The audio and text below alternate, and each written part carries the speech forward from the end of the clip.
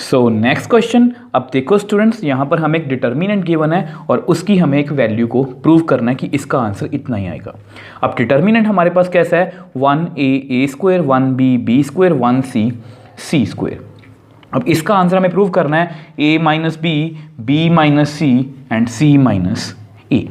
अब देखो स्टूडेंट्स, अगर आप मेरे को स्टार्टिंग से फॉलो कर रहे हो डिटर्मिनेंट्स में, तो आपको पता है ऐसी ही हमने ऑलमोस्ट सेम ऐसी ही सेम एग्जांपल हमने पहले भी सॉल्व की है, एग्जांपल नंबर 13।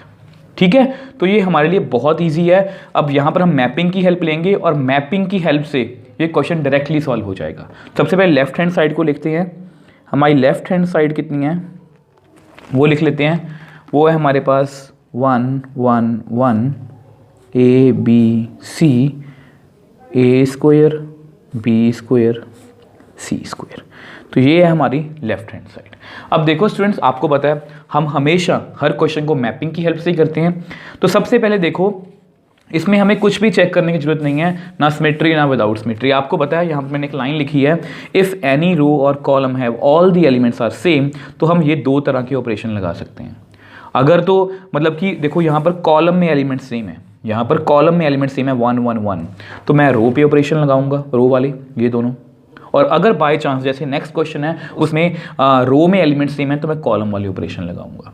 ठीक है, अब देखो हमारे रो में एलिमेंट सेम है ना, सॉरी कॉलम में एलिमेंट सेम है ना 1 1 1, तो हम क्या करेंगे, यहाँ पर मैं लिख देता हूँ।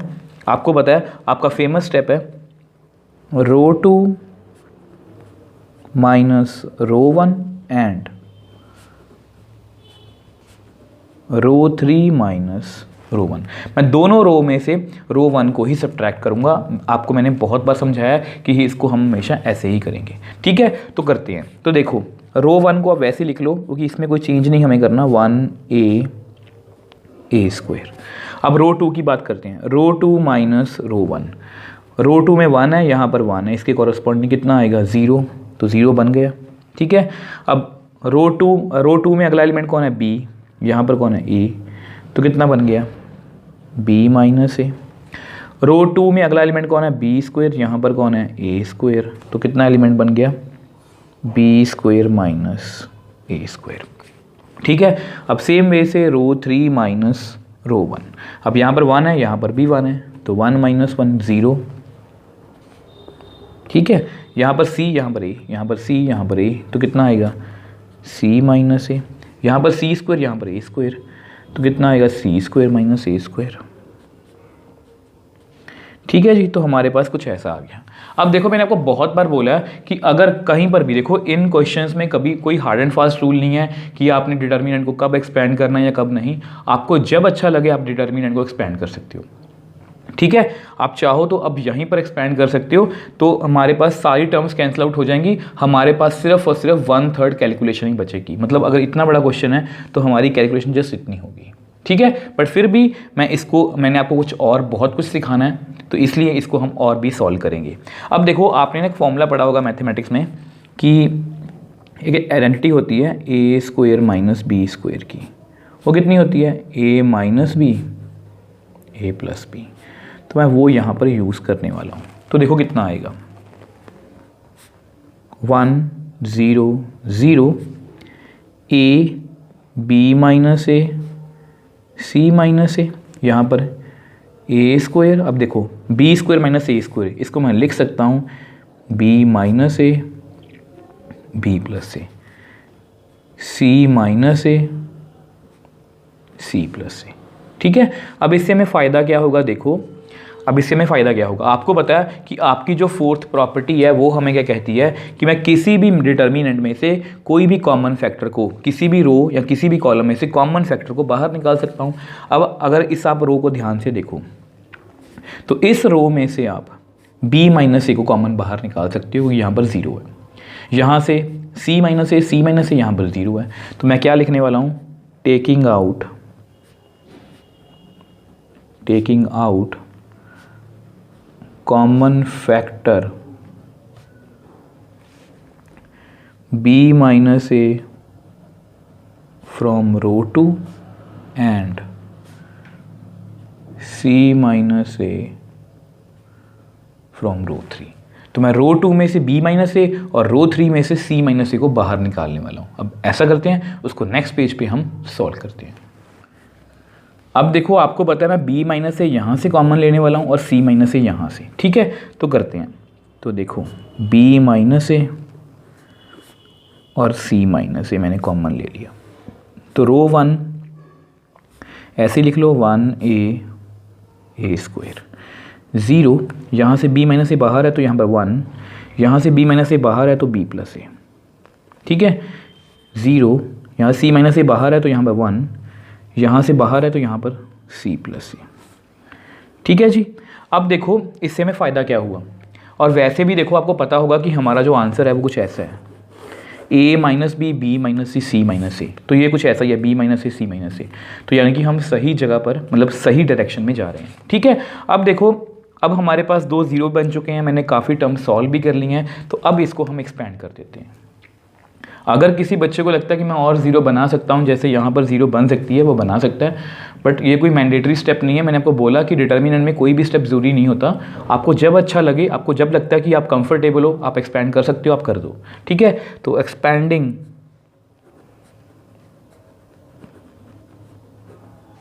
थ्रू हम हमेशा रो 1 से ही करते हैं, एक्सपैंडिंग थ्रू रो 1, ठीक है।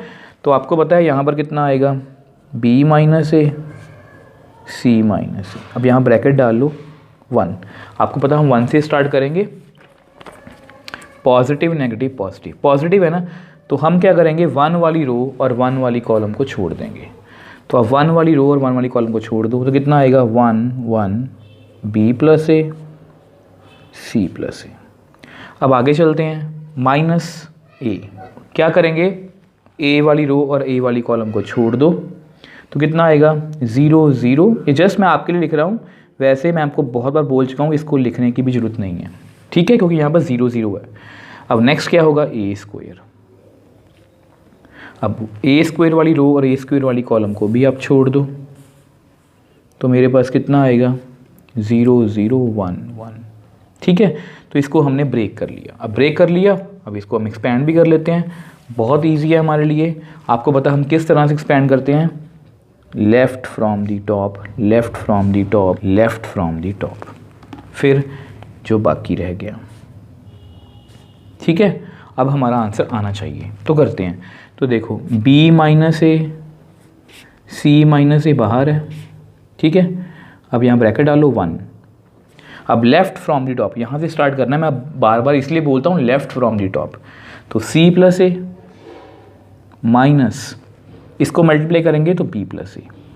अब देखो आपको पता है बीच में क्या है माइनस, तो आपने हमेशा ब्रैकेट डालनी है, क्योंकि कुछ बच्चे गलती क्या करते हैं, अगर आप ये ब्रैकेट नहीं डालोगे, देखो ब्रैकेट का मतलब क्या है कि ये एक्चुअल में क्या है minus B minus A, but अगर हम ब्रैकेट नहीं डालेंगे तो आपको लगेगा ये माइनस बी है और ये प्लस ए है, तो इस तरह की माइनस प्लस में गड़बड़ आपने नहीं करनी।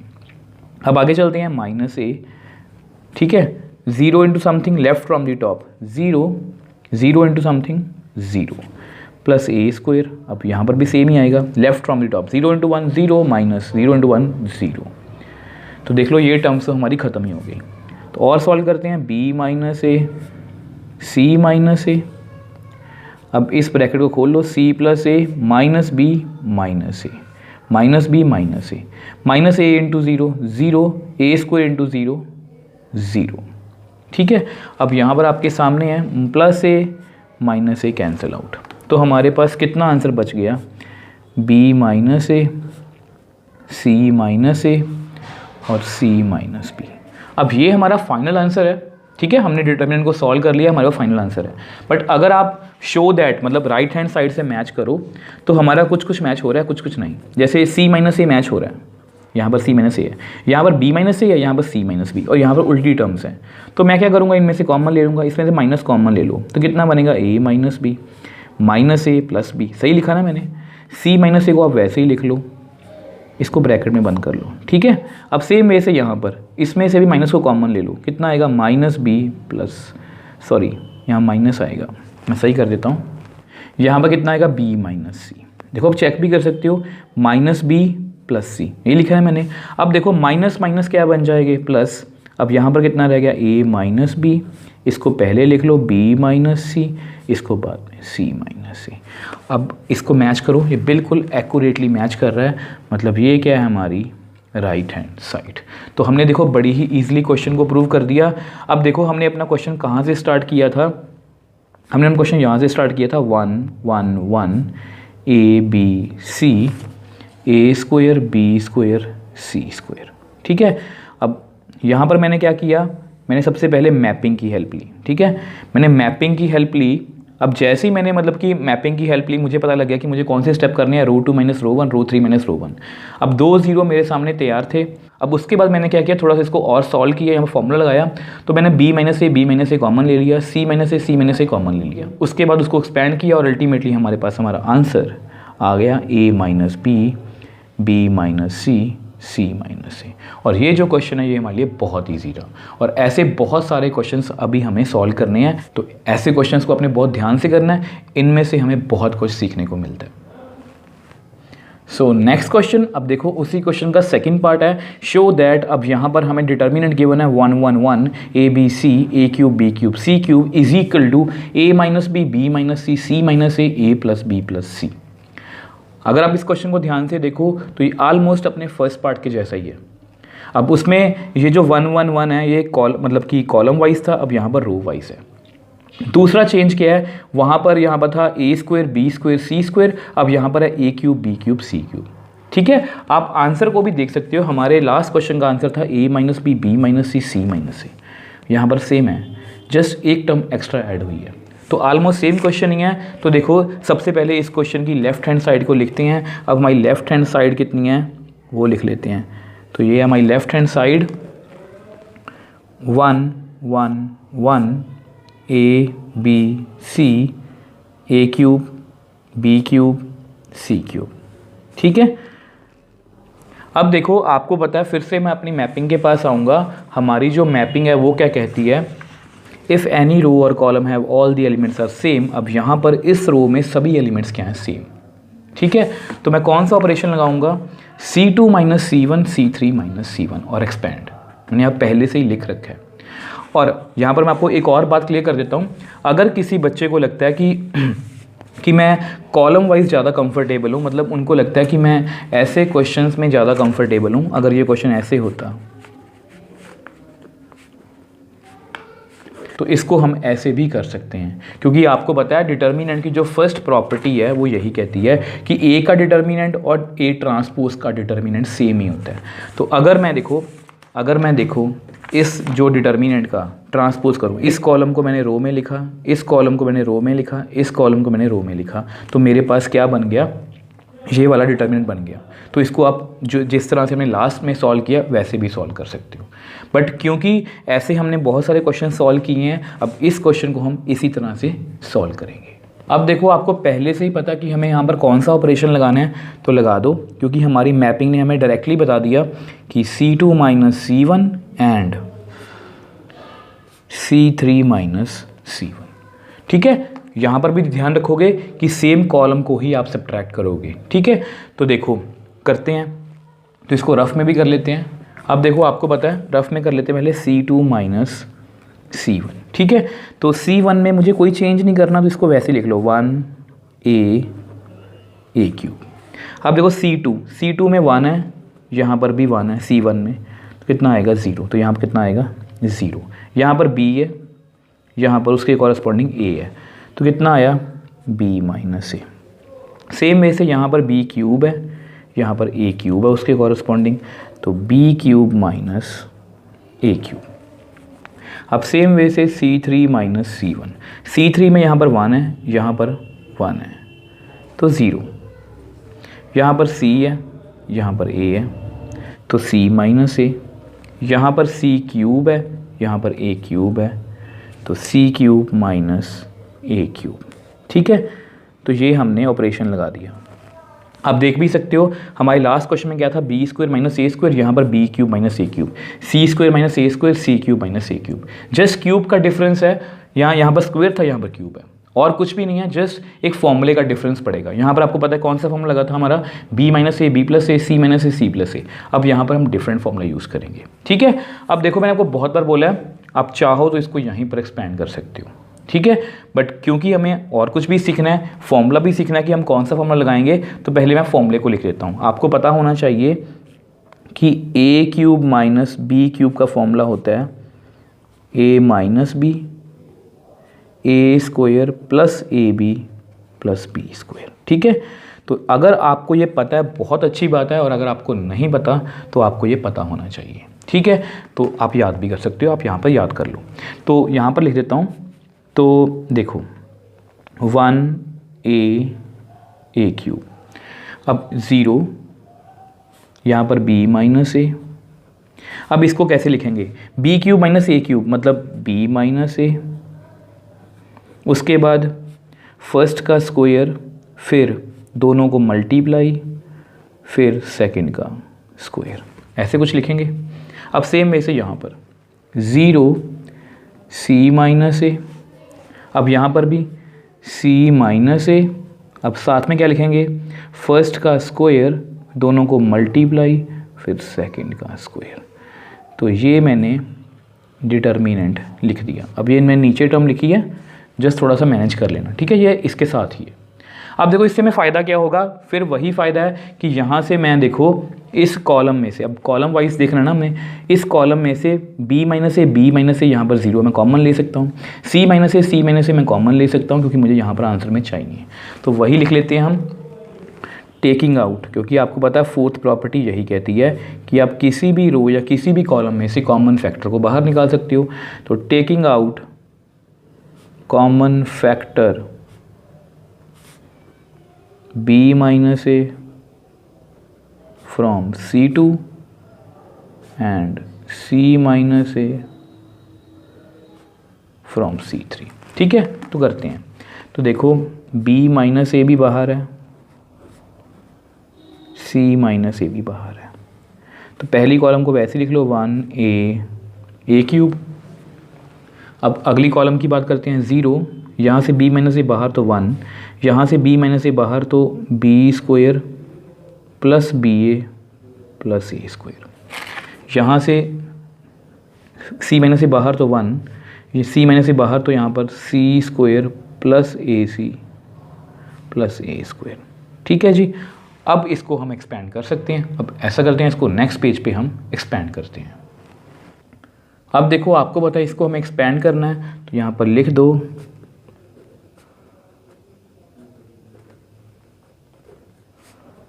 एक्सपेंडिंग थ्रू रो 1। तो मैं रो 1 से इसको एक्सपेंड करने वाला हूँ। तो देखो करते हैं। तो b minus a, c minus ए को वैसे ही लिख लो, यहाँ ब्रैकेट, यहाँ 1। आपको पता हम 1 से स्टार्ट करेंगे, पॉजिटिव नेगेटिव पॉजिटिव। तो सबसे पहले 1 वाली रो और 1 वाली कॉलम को हम छोड़ देंगे। तो देखो इसको छोड़ दो, तो हमारे पास क्या बच गया, देखो देखने की कोशिश करो, 1 b square plus A B plus A square, 1 c square plus A C plus A square, ठीक है। अब आगे चलते हैं। अब आगे कितना है, 0। अब ये फॉर्मेलिटी है, आपको पता है 0 है तो 0 एंड समथिंग 0 ही आएगा, ठीक है। तो 0 वाली रो और 0 वाली कॉलम को छोड़ दो, इसको छोड़ देंगे तो हमारे पास कितना बच गया, ए क्यूब 1 c स्क्वायर प्लस ए सी प्लस ए स्क्वायर। अब आगे चलते हैं। अब आगे कितना आएगा, प्लस 0, ठीक है। तो 0 वाली रो और 0 वाली कॉलम को अगेन छोड़ दो, तो हमारे पास कितना बचेगा, a cube 1 b square plus A B plus A square, ठीक है। तो देखो हमने इसको ब्रेक कर लिया। अब इसको एक्सपेंड भी कर लेते हैं, वो भी हमारे लिए बहुत ईजी है। तो आपको पता हम कैसे करते हैं, left from the top, left from the top, left from the top, फिर बाकी जो रह गया इसको इससे, इसको इससे और इसको इससे, ठीक है। तो करते हैं, देखो b minus a, c minus ए, ठीक है। तो यहाँ ब्रैकेट डालो 1 इंटू वन को इस left from the top, one को इससे करोगे तो सी स्क्वायर प्लस ए सी प्लस ए स्क्वायर माइनस, ब्रैकेट डाल लेना प्लीज़, इसको इससे B square plus A B plus A square, अब ब्रैकेट क्लोज्ड, ये वाला हमारा ख़त्म हो गया, माइनस ज़ीरो। देखो मैं चाहता तो मैं इसको डायरेक्टली ज़ीरो कर सकता हूँ, जस्ट वैसे ही आपको किसी तरह की कोई कन्फ्यूज़न ना रहे तो इसलिए मैं आपको करवा रहा हूँ।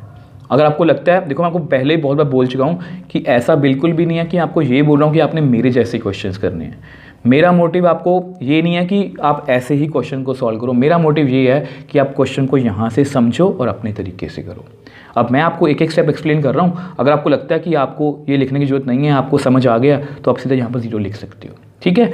अब मैं जस्ट वैसे ही टर्म्स को लिखने के लिए एक बार लिख देता हूँ, सी square plus A C plus A square minus A cube को 1 से करेंगे तो ए क्यूब, ठीक है, प्लस 0 इंटू ए को इससे कर दो, B square plus A B plus A square minus A cube को 1 से करेंगे तो ए क्यूब, ठीक है। ये जस्ट मैंने वैसे ही लिखी है, अदरवाइज सब कुछ ज़ीरो बनेगा, ठीक है। तो कि इन कैलकुलेशन को देख के डरना नहीं है, ये कुछ भी नहीं है, ये जस्ट वैसे ही है। तो इसको करते हैं, अब 1 को लिखने की जरूरत नहीं है, सी स्क्वायर प्लस ए सी प्लस ए स्क्वायर, इस माइनस को अंदर ले जाओ, minus B square minus A B minus A square, 0 into something 0, 0 into something 0। तो ये कंप्लीट हो गया हमारा। अब हम सॉल्व कर चुके हैं, अब जस्ट हमें अपने आंसर को ऐसा बनाना है, a minus B minus c minus a into a plus b plus c, ठीक है। तो कोशिश करते हैं। तो देखो कुछ कट रहा है तो देख लो, जैसे plus A square minus A square, ये कट हो रहा है ना, इसको कट कर दो। तो हमारे पास कितना रह गया, b minus a c minus a. अब यहाँ पर ऐसा करो, स्क्वायर वाली टर्म्स को अलग से लिख लो, c square minus B square plus ए सी माइनस ए बी, ठीक है। अब साथ साथ ना इनको सॉल्व करने की कोशिश भी करना, जैसे यहाँ पर मुझे ना a माइनस बी नहीं, मुझे b माइनस ए नहीं, मुझे a माइनस बी चाहिए। तो इसको माइनस को कॉमन ले लो, अंदर कितना आएगा a माइनस बी। देखो माइनस ए प्लस बी, तो मैंने सही लिखा है, माइनस ए प्लस बी, इसको ब्रैकेट में बंद कर लो। c माइनस ए मुझे चाहिए तो इसको ऐसे ही लिख लो। अब यहाँ से भी ना आप ऐसा करो, यहाँ पर भी मैं फॉर्मूला लगाने वाला हूँ, c minus B C plus B, ठीक है, प्लस अब यहाँ पर भी आप a को कॉमन ले लो, तो अंदर कितना आएगा c माइनस बी, ठीक है जी। यहाँ पर मैं मेंशन कर देता हूँ कि मैंने कौन सा यूज़ किया है, X square minus Y square is equal to X minus Y X plus Y, ठीक है। अब ऐसा करते हैं, इसको नेक्स्ट पेज पे हम सॉल्व करते हैं। अब देखो आपको पता है यहाँ पर मैंने c minus B C plus B लिखा है और यहाँ पर a कॉमन ले लिया। अगर आप ध्यान से देखो तो यहाँ से भी देखो c minus B C minus B common बाहर आ रहा है, तो मैं c माइनस बी को बाहर लिख लेता हूँ, ठीक है। तो c minus a c minus B बाहर ले लो आप, तो अंदर कितना रहेगा, c माइनस बी बाहर तो c plus B, C minus B बाहर तो अंदर a। अब देखो ये सारी कैलकुलेशन देख के आप बिल्कुल भी डरना मत, घबराना मत कि हम कैसे करेंगे, हम कैसे सोचेंगे। देखो आपके सामने वो आंसर होगा, आप अपना आंसर यहाँ पर भी छोड़ सकते हो, अपना आंसर यहाँ पर भी छोड़ सकती हो, बट क्योंकि मुझे ऐसा आंसर बनाना है तो इसलिए मैं इसको देख के सॉल्व कर रहा हूँ, ठीक है। अब देखो यहाँ पर माइनस ए माइनस बी, यहाँ पर c माइनस ए है, अब यहाँ c माइनस बी है, यहाँ मुझे क्या चाहिए b माइनस सी, तो इसमें से माइनस को कॉमन ले लो आप, तो कितना बनेगा minus B minus c minus B plus सी, मैंने सही लिखा है। अब इसको भी ऐसे लिख लो, ये प्लस में है ना, a प्लस बी प्लस सी, तो यानी कि ये माइनस माइनस कितना बन गया प्लस, तो इसको तरीके से लिख लो a minus B minus c minus a, और यहाँ पर भी लिख लो a plus b plus c. अब ये हमारी क्या है, राइट हैंड साइड।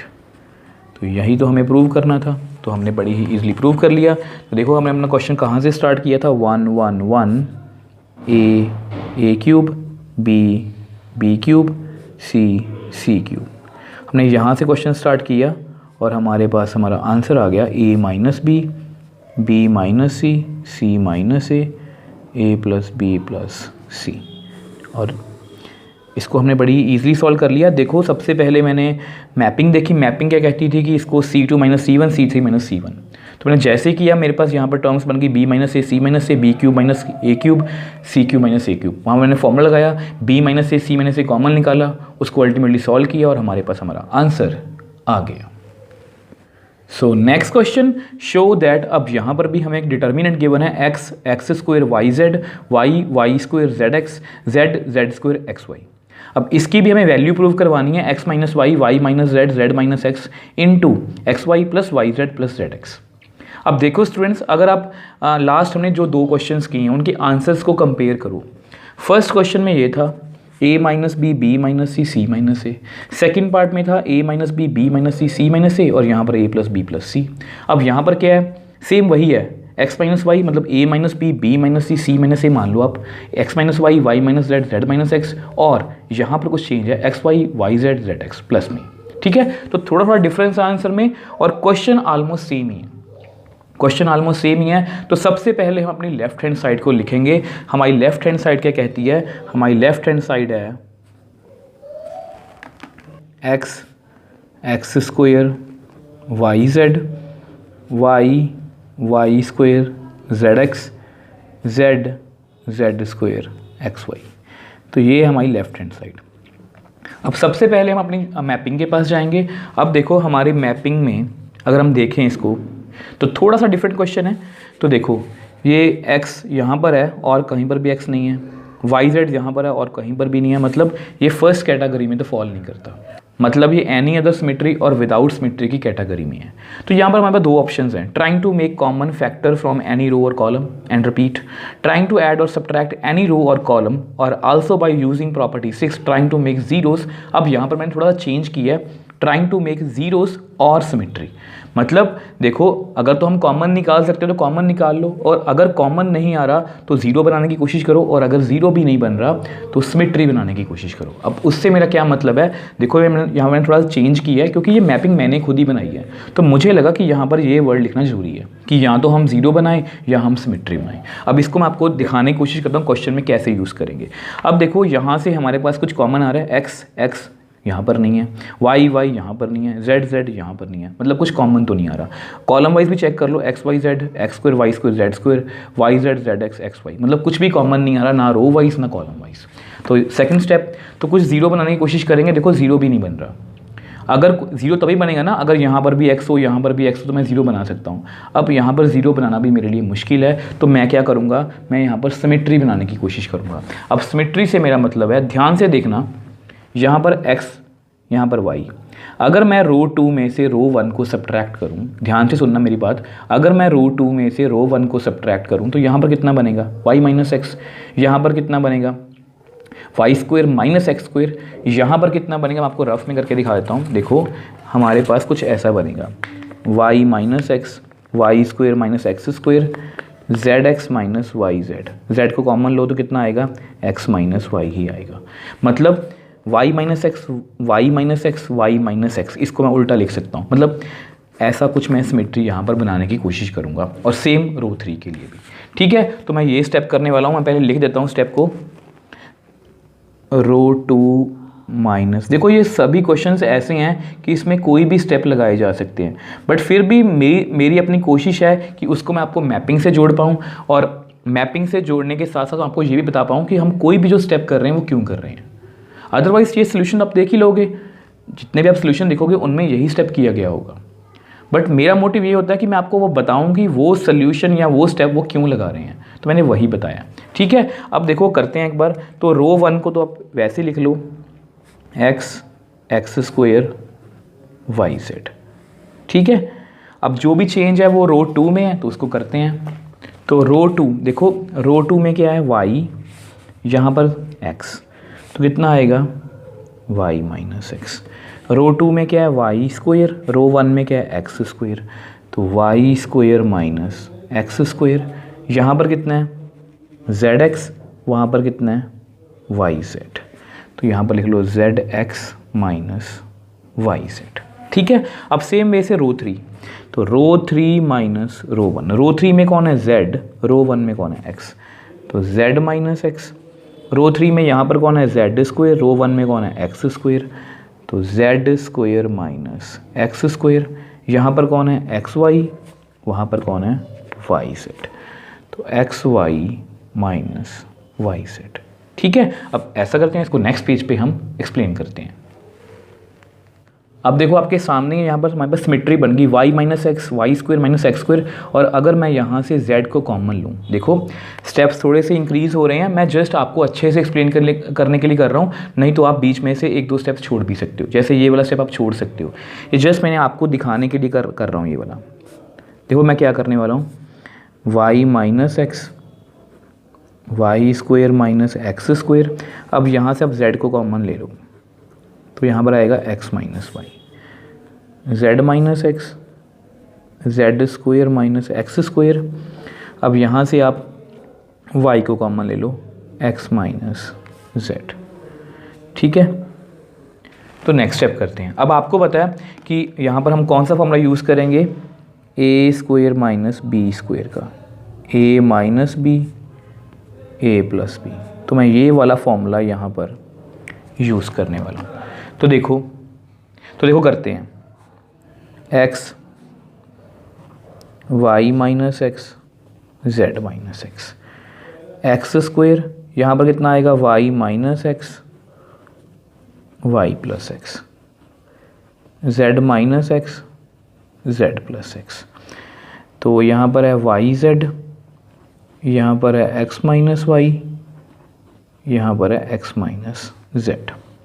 अब देखो हमने सिमेट्री तो बना ली, थोड़ी सी गड़बड़ है, y minus x Y minus X X minus Y, इस पूरी स्टेटमेंट में से, इस पूरी रो में से y माइनस एक्स कॉमन आ सकता था, बट यहाँ पर x माइनस वाई है। सेम यहाँ पर z माइनस एक्स कॉमन आ सकता था, बट यहाँ पर x माइनस जेड है। बट ध्यान से देखो, इनमें माइनस का डिफरेंस है, अगर मैं इसमें से माइनस कॉमन लिख लूँ, माइनस कॉमन निकाल लूँ, तो y माइनस एक्स बन जाएगा। अब देखो अगर आप अपने आंसर को देखो, तो मुझे x माइनस वाई चाहिए, तो यहाँ पर y माइनस एक्स है, तो पहले ही इसको मैं माइनस उसी तरह से कॉमन ले लेता हूँ, क्योंकि अल्टीमेटली मुझे या तो इसमें से माइनस कॉमन लेना पड़ेगा या मुझे इसमें से माइनस कॉमन लेना पड़ेगा।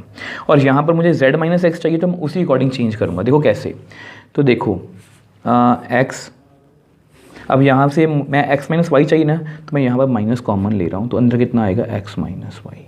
ठीक है, तो नीचे मुझे z माइनस एक्स चाहिए, तो यहाँ पर इसको मैं z माइनस एक्स ही एन देता हूँ। अब आगे चलते हैं, एक्स स्क्वायर, यहाँ से माइनस कॉमन ले लो, तो अंदर कितना आएगा माइनस एक्स माइनस वाई। देखो माइनस एक्स प्लस वाई, मैंने सही लिखा y माइनस एक्स। ठीक है, y प्लस एक्स, इसको कोई भी फ़र्क नहीं पड़ेगा। z माइनस एक्स चाहिए, तो इसको ऐसे ही लिख लो, z प्लस एक्स को ऐसे ही लिख लो। अब यहाँ पर वाई जेड, अब यहाँ मैंने x माइनस वाई बनाया ना, यहाँ पर x माइनस वाई पहले से ही है। अब यहाँ पर z माइनस एक्स चाहिए मुझे, तो मैं क्या करूँगा, माइनस कॉमन ले लूँगा, तो अंदर कितना आएगा z माइनस एक्स। देखो minus Z plus X, minus Z plus x मैंने सही लिखा है। ठीक है, अब देखो आपको पता है आपकी जो फोर्थ प्रॉपर्टी वो क्या कहती है कि मैं किसी भी रो या किसी भी कॉलम में से कॉमन फैक्टर को बाहर निकाल सकता हूँ। अब आपका कॉमन फैक्टर कौन है आपको पता है, taking out common factor x minus y from row 2 and z minus x from row 3। ठीक है, तो मैं कॉमन ले लेता हूँ। अब देखो हमारे पास कितना आएगा, x माइनस वाई बाहर है और z माइनस एक्स। ठीक है, तो देखो अंदर कितना बचेगा, यहाँ x, देखो यहाँ x, यहाँ ऐसा करो X square Y Z, first row को वैसे लिख लो। अब इसमें से x माइनस वाई बाहर आया ना, तो यहाँ पर -1, यहाँ पर x प्लस वाई, यहाँ पर z। सेम वे से z माइनस एक्स बाहर है 1, z माइनस एक्स बाहर है तो z प्लस एक्स। अब सेम वे से z माइनस एक्स बाहर है तो माइनस वाई। अब देखो हमने इतना कर लिया। अब x माइनस वाई और z माइनस एक्स मुझे आंसर में चाहिए। ठीक है, अब आगे चलते हैं। अब देखो इसके बाद हम क्या करेंगे, अब इसके बाद फिर से वो उसी मैपिंग पे आते हैं। उस मैपिंग के अकॉर्डिंग कुछ कॉमन तो नहीं आ रहा, नहीं। क्या हम और ज़ीरो बना सकते हैं, यस, हम एक ज़ीरो बना सकते हैं। जैसे इसको अगर इसमें हम ऐड कर दें तो ये ज़ीरो बन जाएगा। अब एक ज़ीरो बनने से हमें फ़ायदा तो होगा ही, उससे हमारी कुछ कैलकुलेशन तो कम होगी। तो मैं वही स्टेप करने वाला हूँ। तो देखो मैं क्या करने वाला हूँ, आप ऐसा करो, इसको इसमें ऐड कर दो, ठीक है, ये माइनस वाली टर्म भी ख़त्म हो जाएगी। तो आप रो टू में रो 3 को ऐड कर दो। तो करते हैं, तो देखो साथ साथ में रफ में भी करेंगे। तो देखो x minus Y Z minus X, तो यहाँ पर कितना आएगा, एक्स स्क्वायर वाई जेड। अब रो 2 में चेंज है ना, देखो रो 2 प्लस रो 3, रो 2 में कौन है -1, रो 3 में कौन है 1, कितना आएगा 0। अब यहाँ पर कौन है, देखो रो 2 में -x माइनस वाई, अब वहाँ पर कितना है z प्लस एक्स, तो ये कैंसिल आउट, तो कितना आएगा z माइनस वाई। तो यहाँ पर आप लिख दो z माइनस वाई। इसलिए रफ में कैलकुलेशन करने का फ़ायदा है, यहाँ पर मैं डायरेक्टली वैल्यू लिख रहा हूँ z, अब यहाँ पर कितना है -y, तो कितना आएगा z माइनस वाई। अब देख लो हमें एक फ़ायदा और हो गया, चलो आगे पेज पे बताता हूँ, इसको ऐसे ही लिख लो, ठीक है। अब ऐसा करते हैं, इसको नेक्स्ट पेज पे आपको एक्सप्लेन करता हूँ। अब देखो इसको आगे सॉल्व करते हैं। मैंने जैसे आपको बताया था कि ये 0 बनाने के चक्कर में z माइनस वाई बन गया, और मुझे अपने आंसर में y माइनस जेड या z माइनस वाई चाहिए। तो ये बहुत अच्छी बात है। तो ऐसा करते हैं, सबसे पहले z माइनस वाई को बाहर निकाल लेते हैं। आपको पता है हम कॉमन ले सकते हैं, तो taking out common factor z minus y from row 2। तो रो 2 में से z माइनस वाई को हम बाहर निकाल लेते हैं। तो देखो हमारे पास कितना आएगा, x minus Y, Z minus X पहले से ही है, तो z माइनस वाई को भी बाहर निकाल लो।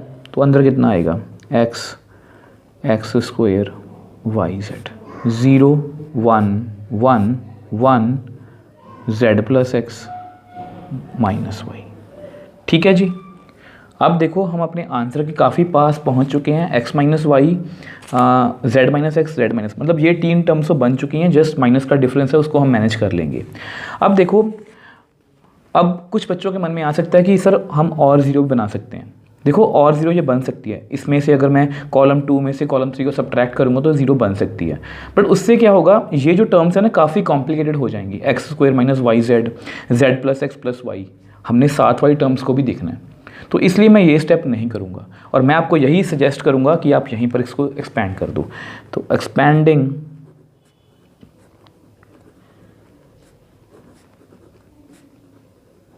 एक्सपैंडिंग थ्रू रो 1, तो इसको आप रो 1 से एक्सपैंड कर दो, ठीक है। तो करते हैं, देखो x minus Y, Z minus x, Z minus Y को लिख लो वैसे ही, ठीक है।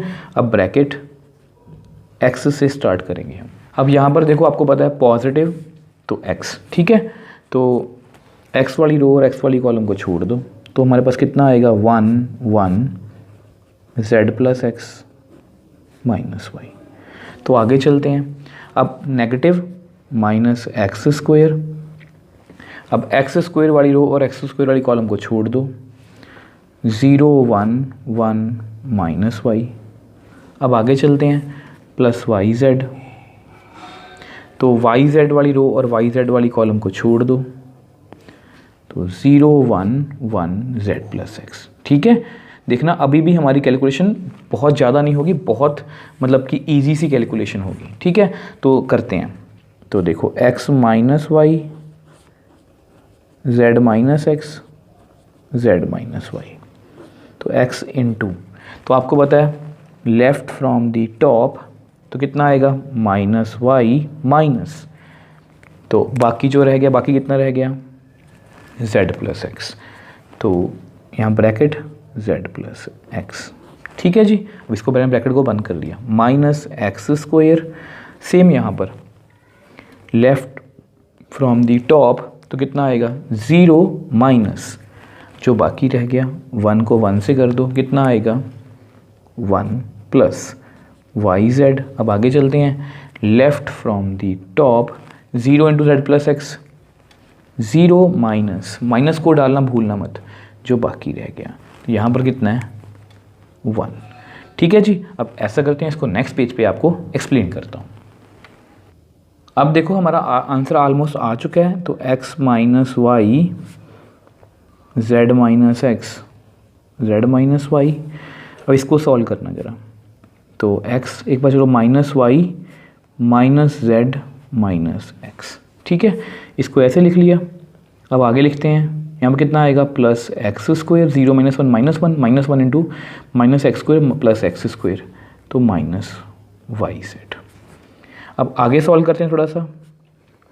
x minus Y Z minus x Z minus Y, तो minus x Y minus x z और माइनस एक्स स्क्वायर। इस x को मैंने तीनों से मल्टीप्लाई कर दिया, plus x square minus Y z. अब कुछ टर्म कैंसिल आउट हो रही हैं, तो ये कैंसिल आउट कर दो, ठीक है। अब देख लो, आप हमेशा अपने माइंड में ये आंसर रखना, ये रहा आपका आंसर, ठीक है, x माइनस वाई। अब ध्यान से देखो, x माइनस वाई मुझे चाहिए तो लिख लो। उसके बाद मुझे क्या चाहिए, y माइनस जेड। यहाँ पर z माइनस वाई है, तो इसमें से आप माइनस को कॉमन लो तो लिखो y minus Z minus Y plus Z. मैंने सही लिखा है। z माइनस एक्स वैसे ही लिख लो। यहाँ से भी आप माइनस को कॉमन लो, अंदर कितना आएगा x Y plus Y Z plus Z x. देखो minus x Y minus Y Z minus z x, ठीक है, मैंने सही लिखा। अब माइनस माइनस मल्टीप्लाई में तो प्लस, तो X minus Y Y minus Z Z minus X, यहाँ पर एक्स वाई, यहाँ पर वाई जेड, यहाँ पर जेड एक्स। अब ये क्या है, हमारी राइट हैंड साइड। तो देख लो, कैलकुलेशन बिल्कुल भी मुश्किल नहीं थी, आपके सामने है ये कैलकुलेशन, आपके सामने कितनी इजी कैलकुलेशन है। इसको आप कैलकुलेशन नहीं बोल सकते, ये बहुत इजी कैलकुलेशन है। अब देखो हमने अपना क्वेश्चन कहाँ से स्टार्ट किया था, X X square Y Z Y Y square Z X Z Z square X Y, और इसको हमने सॉल्व किया तो हमारे पास आंसर आ गया X minus Y Y minus Z Z minus X X Y plus Y Z plus Z x. देखो बहुत इजी क्वेश्चन था। सबसे पहले हमने मैपिंग की हेल्प ली। मैपिंग से मुझे पता लगा कि ये सेकंड कैटेगरी में आ रहा है, मतलब एनी अदर सिमेट्री या विदाउट सिमेट्री में, तो हम या तो कॉमन लेने की कोशिश करेंगे या ऐड और सब्ट्रैक्ट करके ज़ीरो या सिमेट्री बनाने की कोशिश करेंगे। तो मैंने यहाँ पर वही किया। कॉमन नहीं आ रहा था तो मैंने ऐड और सब्ट्रैक्ट करके सिमेट्री बनाई, Y minus x Y square minus x square. अब यहाँ पर भी इसको माइनस किया, सेम यहाँ पर Z minus x Z square minus x square, इसको माइनस किया। तो वहाँ से मैंने एक्स माइनस वाई और जेड माइनस एक्स को कॉमन लिया, तो वहाँ पर हमारे पास कुछ ऐसी टर्म्स बन गई कि वहाँ पर ज़ीरो बन रहा था, मतलब -1 और 1 था। मैंने -1 और 1 को, मतलब जैसे ही मैंने रो 2 में रो 3 को ऐड किया तो वहाँ पर ज़ीरो बना और साथ में z माइनस वाई, उसको मैंने कॉमन लिया, एक्सपेंड किया और अल्टीमेटली हमारे पास हमारा आंसर आ गया।